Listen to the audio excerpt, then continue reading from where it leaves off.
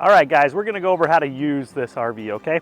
So first of all, your propane tanks are located right here. To access these, you just lift this container right off. There's gonna be 2 propane bottles in there. There's gonna be an arrow that points towards one tank or the other. So all you're gonna do is open the tank that you're gonna use and then point that arrow towards that side. When that one runs out, you'll flip that switch to the other side and go ahead and open up the other tank. You do not want to run the tanks together. It doesn't work with the arrow straight up or something like that. Just run one tank at a time. Here's your jack. It's electric. It's really nice. You just hit the button. It'll come up, come down. It kind of helps you level from front to back. Coming around, hopefully you don't need anything in here, but the battery box is located right here. If you ever need to get into there for some reason, that's where it's at. There's plenty of storage in this guy. There's a large compartment right here. You would open it up. This is where you'll find some gear and all that kind of stuff. It's a good spot for that. You do have electric stabilizer jacks. All you do is you're going to hit the button that says extend. They're going to come down. They come down. They don't come down together. Usually one will come down and then the next one will come down. And then the same thing when you put them up. One will come up, then the other comes up. Just make sure they both come up off the ground before you try to drive away. You don't want to look under real quick and just see one side's up and the other one's still down and pull away and bend or break something. There's a large awning here. It is an electric awning. Just remember, if it's windy, rainy, stormy, anything like that at all, you want to go ahead and make sure this is closed up.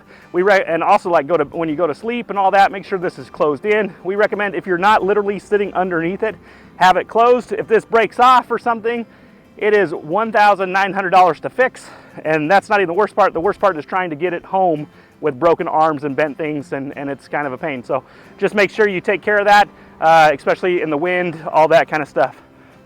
Your entry doors right here. The stairs are really simple. All you do, you're going to lift up, pull out, and then this guy flips over, and then you have your entryway. There are a couple exterior outlets right here. Just remember, no major appliances or outlets will run unless the generator is running or your generator is running or you're plugged in at an RV park. So just remember that. And then as we come around, you have your rear stabilizers. Same thing as we talked about up front. They'll come down one at a time, and then make sure you get them up before you drive away. Here's your large rear hatch. All you do to get into here is you're going to push this guy in. You're going to lift this up. This guy spins out of the way. Just make sure these are out of the way when you're operating the door. And then same thing, you're going to close it back up. It is on a nice little hinge that kind of helps with some of the weight. But you would obviously do both sides. But when you go to close it, make sure this guy is completely out of the way right here. You don't want to sandwich here and then close up on your handle. So pretty simple. This just comes up, locks back in, and then you can go ahead and lock these with the key. As we come around the opposite side here, there is an exterior fuel tank here. This is where you would put in the fuel right here. You have your water your water fill, your city water, and your tank flush, okay? So if you're gonna be dry camping, you wanna go ahead and pop this cap. You're gonna fill this guy up with water with your garden hose at home, and then you can just check the gauges inside. If you overfill the tank, just be aware, water will drip out. There is like a release valve on the top. It will drip out if you've overfilled that tank, and usually takes about 30 minutes to an hour to level out to the right amount of water. But try not to overfill the tanks, okay? You have your city water connect. If you're at a park, you could hook in there. But we always recommend when you're camping or even at the park, you just use the tank. You don't want to have extra water pressure at the park or something and then blow your lines out, or go hiking and the water, you have a leak inside, you come back, the unit's flooded or something like that. So we always recommend you just run off the tank. It makes life a little easier. For flushing the tanks, you would hook in right here, and then that make sure the black valve is open when you're running water through the flush valves here. You have a couple things here. This can get warm right here. Just be aware of that. This little guy sticking out here is actually for condensation on the fridge, so it needs to be out so it can drop out. Any liquid or any condensation can drop out from inside the RV. And then you have your power connect here. It's just a big outlet. You're going to plug it on, and then the other end's going to plug in at the park or into your generator, whichever one you're using. And then right here in the front, this is where you would dump. So there is a nice little light here. There are two valves. There's a black valve and a gray valve. The black valve is for the black water, and then the gray valve is for the shower water and gray water.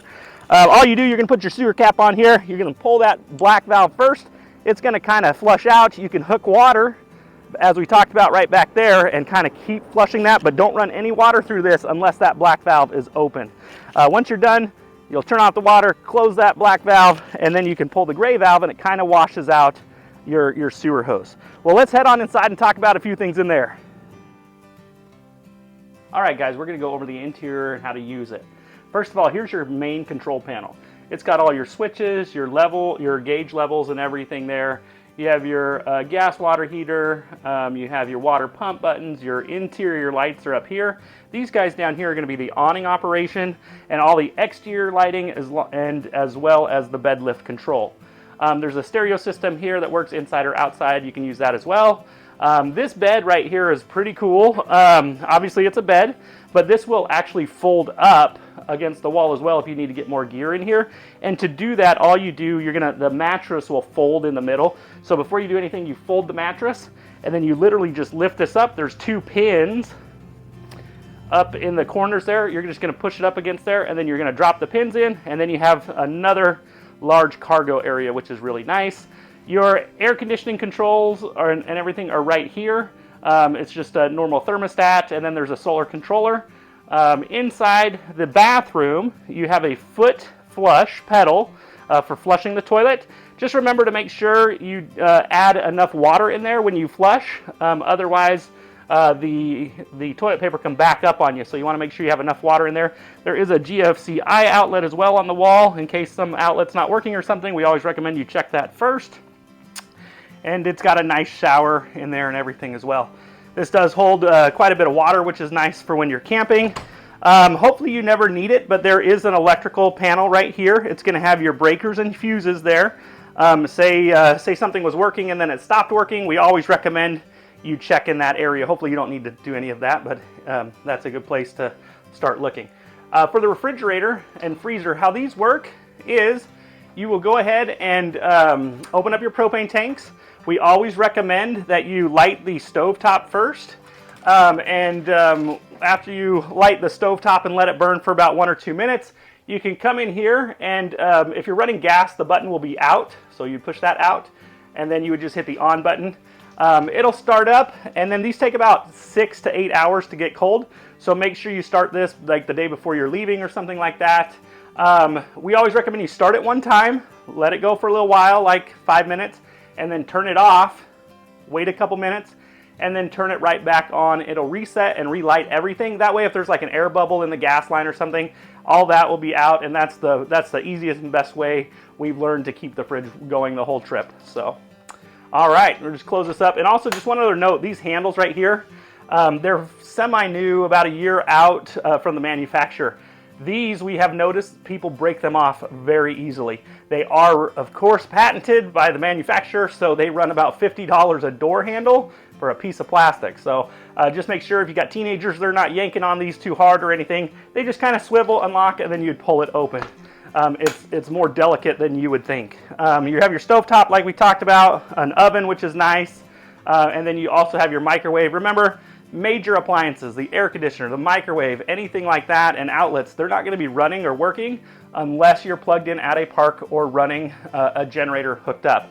As we come around here, this the bed lift control. The switch is on the wall over there, but this will come down, and then this will also make into a bed. And to do that, it's just like a jackknife. You just lift up and kind of push down, and then this becomes a flat surface. Also, this will fold up against the wall so you can get all your toys in. This is a fantastic toy hauler. You're going to love it. It's one of our favorites, and hopefully we'll see you soon.